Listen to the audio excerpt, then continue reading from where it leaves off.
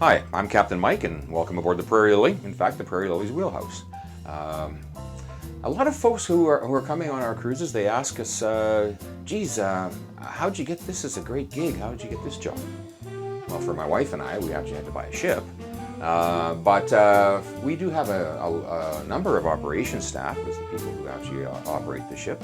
And that department, we're always looking for a few folks, some really good ones.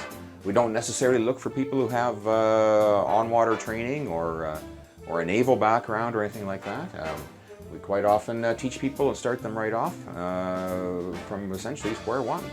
And a lot of the folks that we get, that we have now, are semi-retired professionals, and we find that's a really good demographic.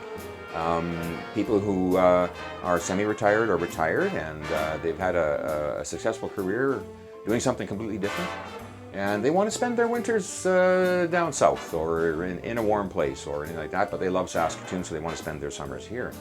And they like to work for 2 or 3 days a week. And that's a really nice demographic to find. So if anybody is interested, by all means, you can contact us. Drop a note to the email on the prairielily.com website, and we'll be pleased to look at somebody who might be interested in going through all the training, and we provide all the training to produce trained bridge crew. We start with the engineer.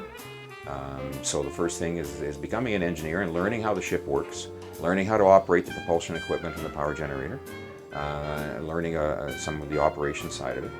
And then once a person becomes an engineer, they can apply to be a first mate, and there's more navigation training involved with that. Once again, it's a Transport Canada certification, but we do the training here. And the person would learn how to drive the ship and any number of other things involved with the navigation. And then once a person's been a first mate for a season, they would be able to apply to be a captain. And once you're a captain, once again, you've already had all the navigation training. There's once again another test and a board administered by Transport Canada. And then you could become a captain of the Prairie Lily.